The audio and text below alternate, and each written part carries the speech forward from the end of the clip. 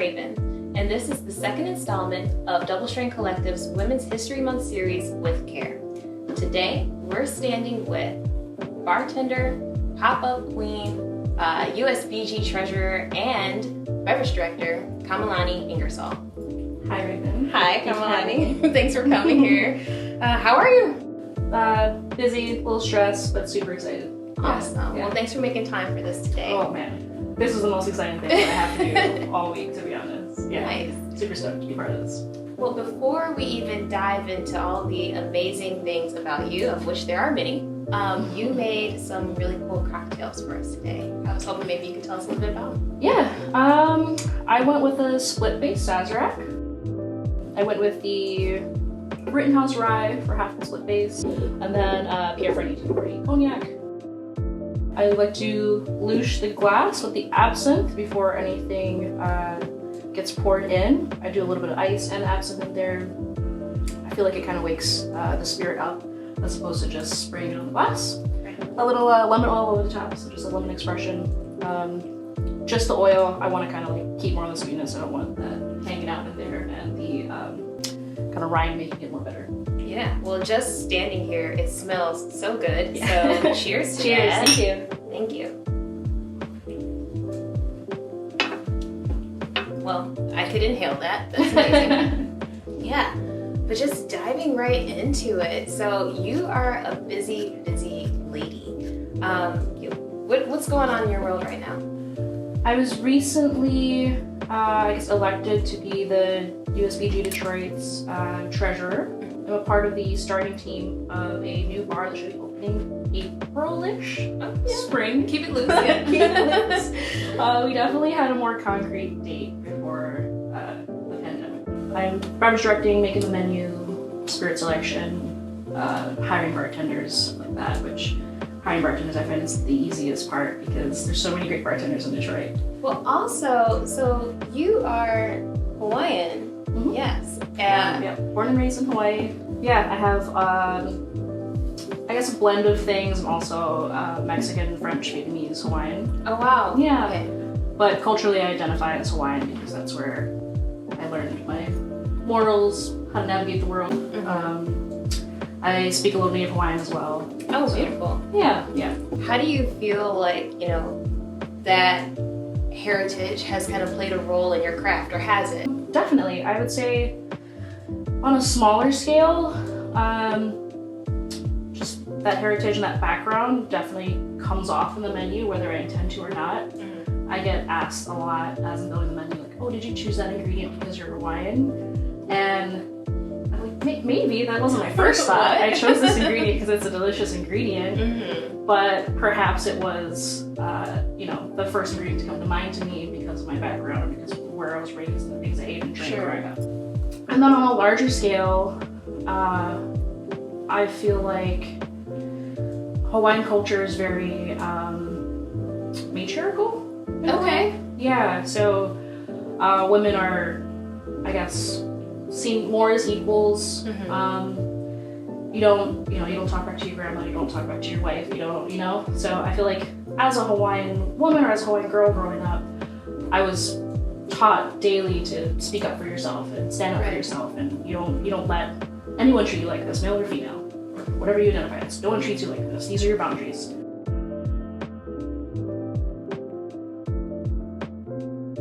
So I'm glad that you brought that up. What hurdles have you faced as a woman in the industry, since you've been here? Just a laundry list, like we said, and I feel like every woman has a long list of hurdles that might be mostly similar and little variations as well. Just general sexism, the important thing for me, or what stands out to me, is when the sexism comes from your coworkers, from your management, from your leadership, from your ownership. That's the tough one. Like, that needs to be something that is trained. How to be respectful towards the opposite sex, how to be respectful to your coworkers, be respectful regardless of what anyone identifies as, how to be respectful. It's very black and white, or at least it should be. Yeah, exactly. Yeah, I would think it would be. You think it would be, yeah. So that's that's the hurdle that stands out the most is when I find myself or I see others in employment that is not supporting staff to be trained respectfully. Mm-hmm. Yeah, and usually comes from the top down. Starting out in the industry, was there any, or I guess throughout your whole career path thus far, have you gotten any kind of advice or any helpful words from anyone else in the industry?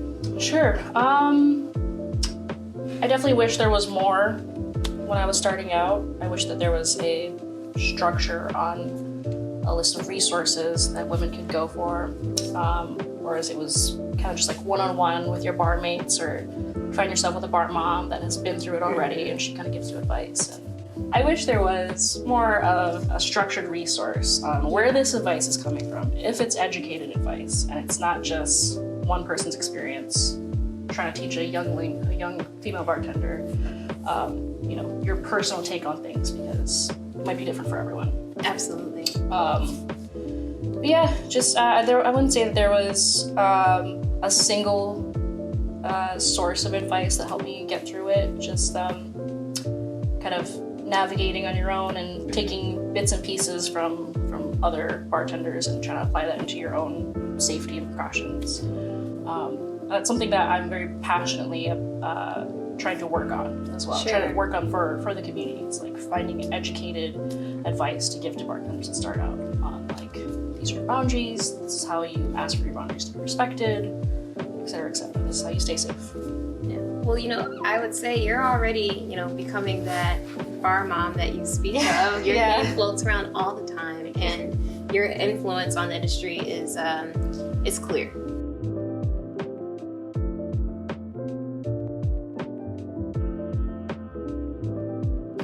One more question that I have for you, Lonnie. Being so integrated into the scene and, you're everywhere, what is the best dining experience that you've had? Here or anywhere? Okay. I really like Thai Valai in Allen Park. Okay. It is very humble Thai food. It's not super crazy. They're not, it's like you order A1 or G6 type situation.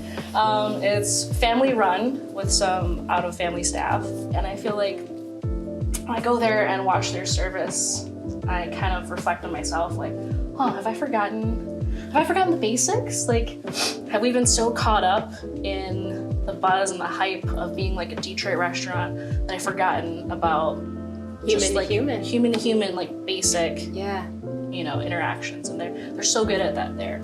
Food's delicious, of course, but I think the service is definitely what keeps me coming back, and I admire that I see girls that look like they're 17 through 20 years old, and they're killing it. Yeah. And their sections are larger than I would ever take. It's a whole restaurant on lock. Kind of, yeah. Like, generally, I feel like the average number in the city is like a 20-person section, depending on the execution of your menu. But 20 is a good sweet spot. They're taking like 40-person sections. I'm just like, oh my God, how is she doing this? Like, their menu pricing is a lot lower than you would see in the city, but they are just killing it. You know, they're just like grassroots kind of like basic service, and they're excelling so much at it. And so that's where I would highlight the dining experience that recently has affected my life. Awesome. Well, Lonnie, thank you so much. Thanks for having me. All the gems of wisdom, and then just for amazing cocktails and being here today. Awesome. And thank you so much for tuning in. If you'd like to keep up with the rest of this series, you can follow us at Double Strain Collective on Facebook, on Instagram, on YouTube, WordPress at doublestraincollective.wordpress.com, and pretty much everywhere else in the universe. Thank you so much, guys. See you at the next installment.